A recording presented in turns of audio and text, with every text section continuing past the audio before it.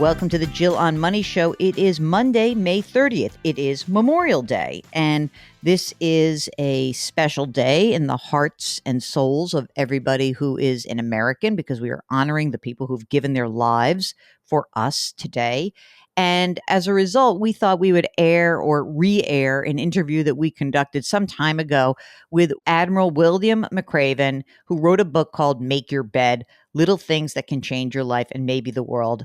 Maybe some of you have forgotten, but Admiral McRaven was behind the team of masterminds that located Osama bin Laden and finally did kill him. So we start the interview off talking a little bit about that. Admiral McRaven, who was retired from the U.S. Navy, he was also the chancellor of the University of Texas college and university system. He's a wonderful man. I thought it's just a really good day to kind of give you someone from the military.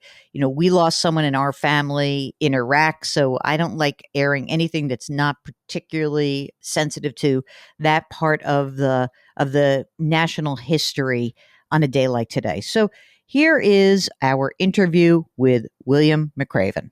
Describe just a little bit about having to present the president with options. Will he then say, Bill, what do you think? Or do you immediately say, here are your 5 options, this is what I think you should do? No. At least with President Obama, and I have not met President Trump, so I can't speak to President Trump.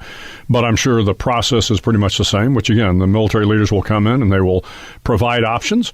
Now, if the president says, what is your number one option, then they're certainly prepared to provide that. But invariably, there's a dialogue, as there was with President Obama during the bin Laden raid. And I can tell you President Obama asked a lot of good questions, hard questions. What are the risks involved? What are our chances of success? I mean, these are kind of natural questions that the president will ask the military leaders. And so when President Obama asked some of those hard questions, give me an example of some of the, what would he have asked? Well, the president always wants to know the risk to the force. But in the case of the bin Laden raid, President Obama wanted to understand, okay, if I agree to this raid, then how much risk will be, what is the threat to your men on the ground? And how are you going to mitigate that risk? And so this is part of the plan that any military commander has to bring to a president is, force protection, get the mission done, make sure you're protecting the force as best you can, explain the risks to the president of the United States. And is there ever a time where the president asked you a question and it made you rethink your position? In the case of the bin Laden raid, yes. I mean, in terms of tightening up the planning on the mission. Again, I gave the president kind of a broad option. Look, we'll do a helicopter raid. We'll get on the ground. But if we encounter the Pakistanis, we have this option, or this option. And so the president and myself and a number of members of the national security team talked through those and helped refine the plan. Was the bin Laden raid, which obviously it went in your direction, did you have apprehension about it? No, never. Really? How come? No, because I knew what my forces were capable of doing. This was not a terribly complex mission. It was a long helicopter ride, about 162 miles from Afghanistan into Abbottabad, Pakistan. But I knew the SEALs were, highly trained. They were all combat veterans. The helicopter pilots were all combat veterans. We had, good overhead surveillance. We had appropriate packages in the event they got into trouble. So we had a plan A, a plan B, a plan C, and a plan D. And I was very confident that we could carry out any one of those if we needed to. So no, I wasn't. Again, you're always worried about the safety of your troops. They're your men in this case, and I wanted them all to come back safely. But we also wanted to accomplish the mission. I was confident we could do both. And you did it. And we were fortunate we did it. The guys did it. The guys did it. That's pretty great. I don't know why, but I always think that with and I told you before we went on the air that I have come married into a military family. And it was striking to me that it never seemed like our nephew would talk about being fearful. But you have to be afraid in these in various missions. What made you afraid along the way? Yeah, I think, you have to be a little bit scared because that's kind of what keeps you on edge and keeps you looking for potential problem areas. Where are you going to get ambushed? How's the helicopter going to get from point A to point B? If you're not scared going into these missions, then you probably haven't been on them before. You ought to have a little bit of heightened sense of anxiety, and I think every operator does. But the flip side of that is you're very well trained, and you recognize that your training and the support you have from the other members of your team or the military are going to be there to help you out. So, whatever that apprehension is, I think, again, you can reduce some of that concern by realizing you've got great teammates. All right, so when were you scared? Come plain here. Besides, I was scared a lot. Were you scared walking down the aisle with this lovely lady? Oh no, that part never scared me. That was easy. So what was scary? Like, give me an instance where you were like, "Oh my God, I am scared." Yeah, for me as a commander, again, during Iraq and Afghanistan, I wasn't, a frontline troop. So I didn't have to go out into combat every day like these, young Rangers, young Special Forces officers and NCOs, the SEALs, the Delta Force operators, the helicopter pilots, everybody that supported us. This 9/11 generation was in hard combat every day. My job was really to ensure we had a kind of a strategic and operational look at it. So most of the time I wasn't in harm's way day in and day out. Now, having said that, I'd try to go out on a mission with them about once a month just to make sure, one, they saw me as a combat leader that, wasn't afraid to take some risk, wasn't afraid to, endure the hardships that they had to endure. And that's important, I think, for any leader. Having said that, my greatest concerns were always to the troops on the ground, because every night we had overhead surveillance. We had predators that we could watch the action unfold in Iraq and Afghanistan. And, when you are back and you are watching these young men, sometimes in firefights, as good as they are, they're your troops. And so if I was ever concerned or anxious, it was always about the welfare of the troops, more in the middle of a combat situation than at any other time. Now to kind of shift gears. In 2014, you're delivering a commencement speech at the University of Texas, right? Right. And first of all, how did that come about? Who asked you to do that? Well, the president of the university, Bill Powers, asked me to come do the commencement speech at my alma mater, the University of Texas at Austin, and I was thrilled to have the opportunity to do it. And it turned out to be just a fantastic night in Austin in May, and 8,000 students and about 20,000 of their parents and best friends. It was a great evening. And from that commencement speech comes this slim, elegant, and really terrific book called Make Your Bed. Every morning in SEAL training, my instructors, who at the time were all Vietnam veterans, would show up in my barracks room, and the first thing they'd do was inspect my bed. If you did it right, the corners would be square, the covers would be pulled tight, the pillow centered just under the headboard, and the extra blanket folded neatly at the foot of the rack. It was a simple task, mundane at best, but every morning we were required to make our bed to perfection. It seemed a little ridiculous at the time, particularly in light of the fact that we were aspiring to be real warriors, tough, battle-hardened SEALs. But the wisdom of this simple act has been proven to me many times over. If you make your bed every morning, you will have accomplished the first task of the day. It will give you a small sense of pride, and it will encourage you to do another task, and another, and another. And by the end of the day, that one task completed will have turned into many tasks completed. Making your bed will also reinforce the fact that the little things in life matter. If you can't do the little things right, you'll never be able to do the big things right. And if by chance you have a miserable day, you will come home to a bed that is made, that you made. And a made bed gives you encouragement that tomorrow will be better. So if you want to change the world, start off by making your bed. Let's start with why you wanted to turn. First of all, by the way, everyone go and check out the speech because it's been downloaded 10 million times, something to that effect. But what made you want to turn it into a book? Every day, literally every single day since the speech, Saturdays and Sundays included, somebody comes up to me and says, I make my bed. Or, I don't ring the bell, or I don't back down from the sharks. But after they tell me that, then they always ask me, what was it that inspired you? Tell me about your experience as a sugar cookie. Tell me about how you didn't back down. Or who were the people that inspired you? And, for several years, I was just busy, didn't have time to do it, and finally had an opportunity to. It's a small gift book, but I think it has broad appeal. This is not just a book for commencement. I think it's a book for anybody that goes through life that has to deal with failures, that has, great dark moments in life that they have to overcome. So the book was really about people that inspired me. And let's just start with the number one, which is the title of the book, Make Your Bed. Why is making your bed so important? Well, at least when I was being raised, my father was an Air Force officer, and my mother was a school teacher in Texas. And my mother ensured, more so than my father, that I made my bed every day. But as a young kid, you don't really understand why, other than your mom wanted you to make your bed. When I got to SEAL training, it was something that the SEAL instructors came in and inspected every day.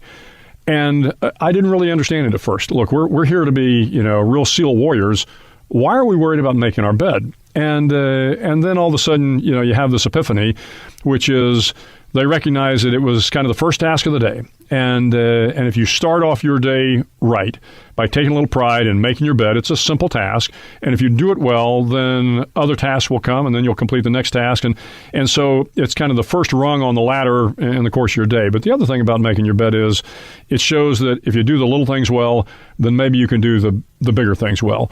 And the SEAL instructors would make sure if you can't make your bed, if you can't make those hospital corners right, if you don't know how to put your wool blanket at the foot of the bed, if you can't take the time to make your bed correctly, how will you ever be a good SEAL running an important mission?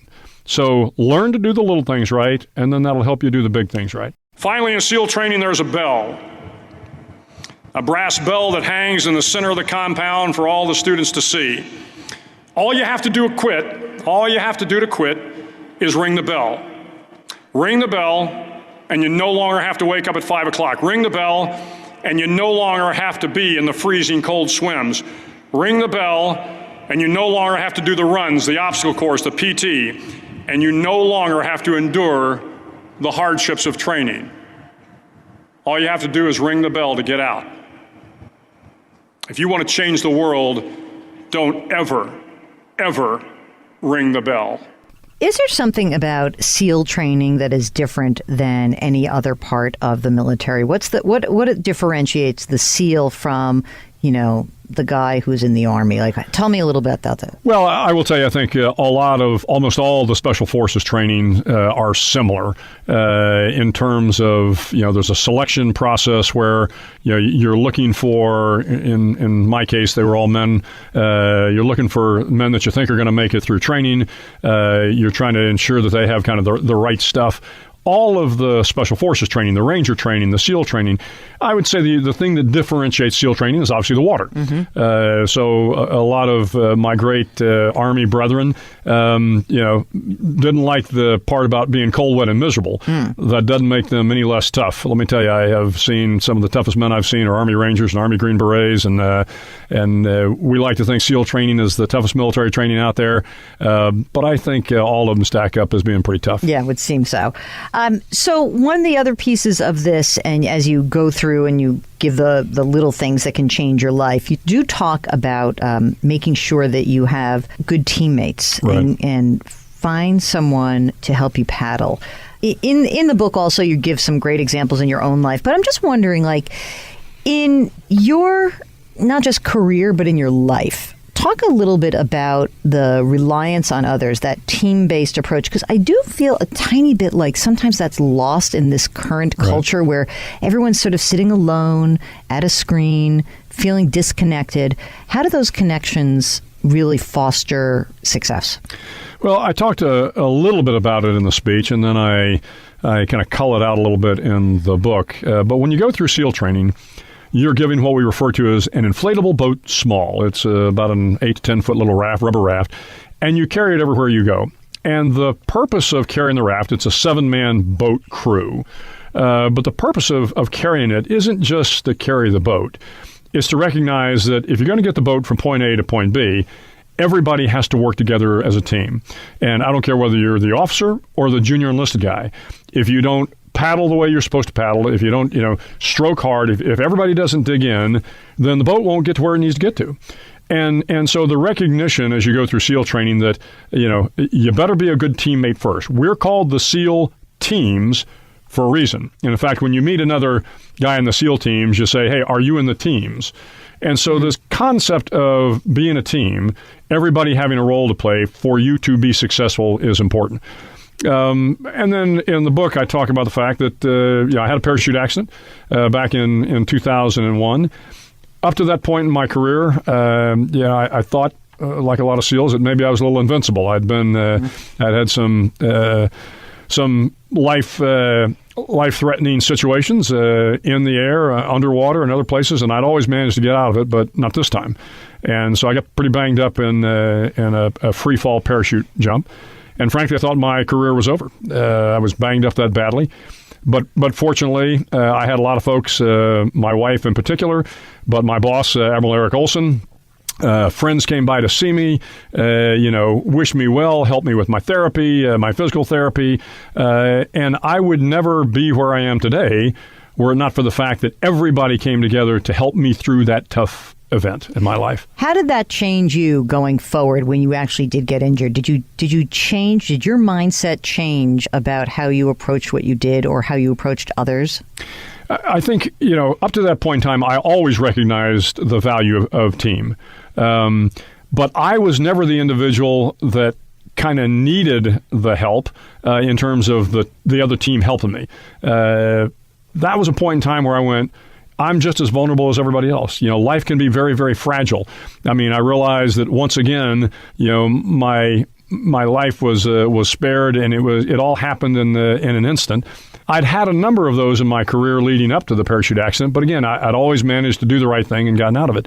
Now all of a sudden, I'm badly injured, and realize that, wow, moving forward, this is easier than I thought in terms of the potential to get injured. So after 9/11, this occurred before 9/11. After 9/11, as I watched my soldiers, sailors, airmen, and Marines and others, and saw the wounds that they suffered, you realize that you needed to be in a position. I needed to be in a position to help them. Other people needed to be in a position to help them because we all need people to help us get through life. That life's not fair is something that seems to have quite a bit of resonance in your world because unfair things happen all the time. You bet. And how do you get through those unfair things? Yeah, again, when we were going through training, there were a lot of folks that felt, if they were the best runner that day, then they would be rewarded for that.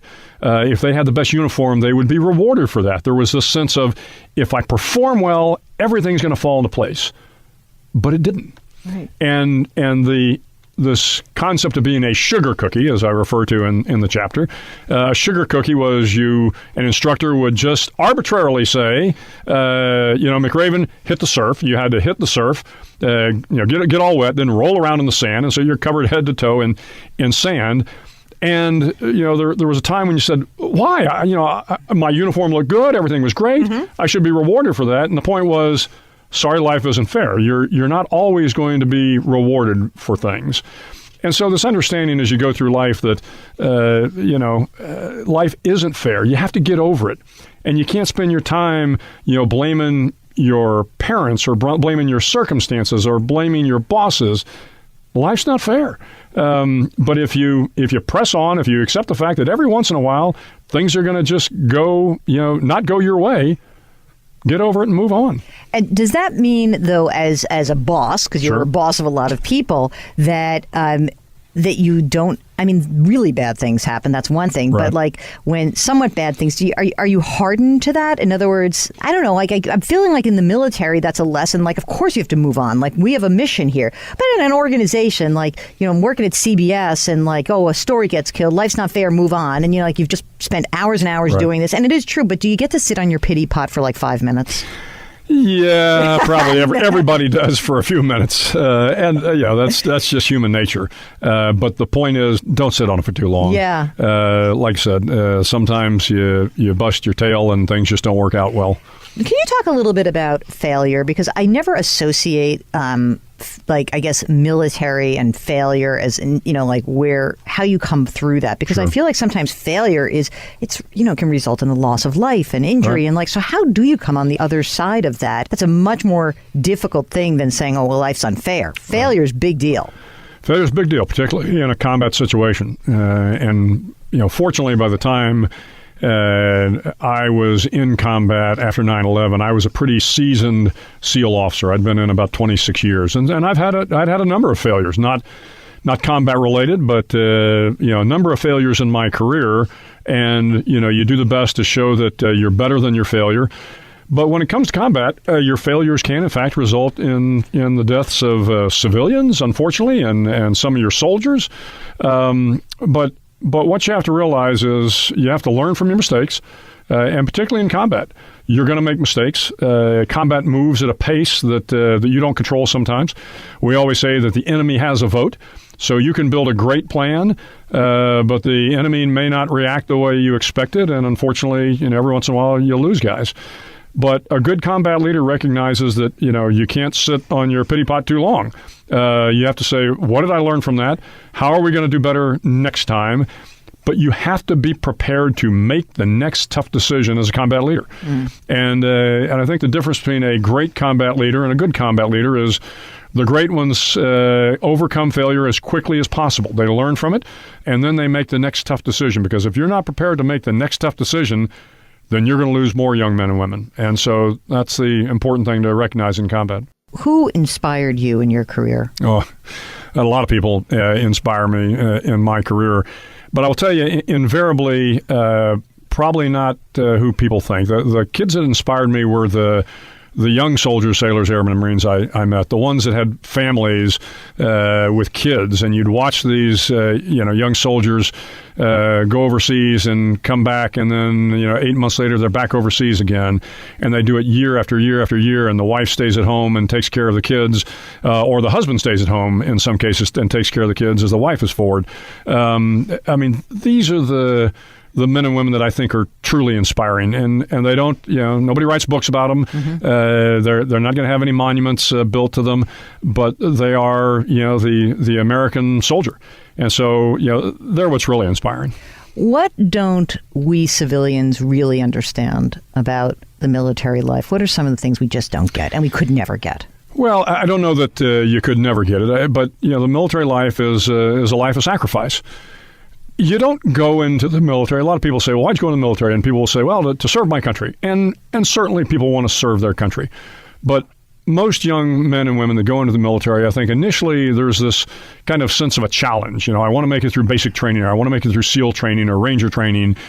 And then there's a little sense of adventure. You go from a challenge to an adventure, and now, you're in the SEALs, and in my case, you're traveling around the world, you're jumping out of airplanes, you're locking out of submarines, you have this adventure, and then at some point in time in your career, it kind of becomes a profession. But then after that, it becomes a calling. And that's really kind of when you hit your peak. For me, the calling really came after 9/11.